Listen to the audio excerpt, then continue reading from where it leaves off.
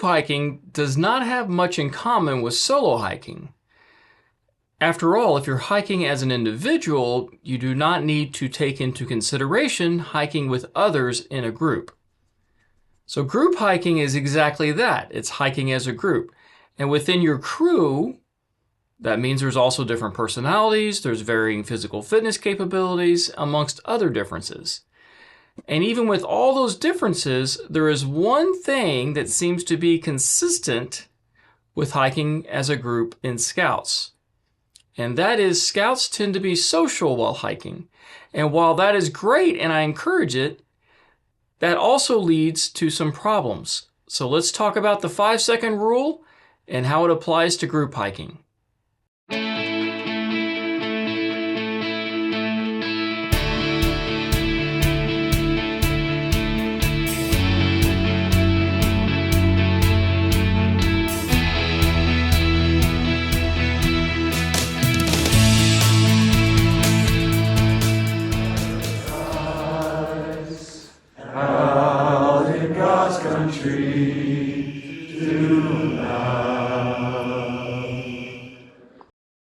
Hey, real quick, right before we jump into this video, if you'd do me a huge favor and hit that like button. Also, thank you for subscribing to this channel. If you'd like to be notified of future videos, please hit that bell icon. Have a great day and enjoy this video. I imagine when I mentioned the 5-second rule, I bet you automatically thought of food and the owner has 5 seconds to grab it before it's considered free game for anyone else. But that's not the 5-second rule I'm talking about. I'm talking about a 5-second rule and how it applies to hiking. So what is that 5-second rule? Well, I'm glad you asked. Let's talk about it. Over the years and many treks, I've noticed that consistently Scouts tend to be social while hiking. And I'm all for this social interaction. I think it's great. The problem comes when hiking as a group. And the Scouts tend to naturally bunch up and walk right behind each other. So this allows them to have a conversation, and that part isn't bad. The bad part is the safety issue this creates. When they're hiking right behind one another, any issue with one of the hikers typically becomes an immediate issue for those behind him. So for example, if one of the hikers were to trip,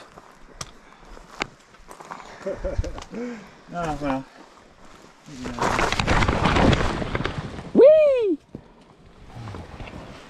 Ugh. Yeah. then the hikers right behind that person will most likely trip and fall upon that person, like dominoes, risking injury to all those involved. But as it doesn't take just tripping on something to start this chain reaction. It could be needing to stop for a second to catch their breath. And then this causes everyone behind them to stop, which creates kind of an accordion-like effect that moves up and down the group of hikers. So rather than everybody just slowing down a little bit, if they had enough space, and keep hiking, everyone has to stop. And then they got to start again, and then stop, and then start again. So as you can see, there are a number of problems with hiking right behind each other. To prevent this, this is what I call the 5-second rule. Each person separates themselves by 5 seconds. And this is easy to do while you're hiking. While walking along the trail,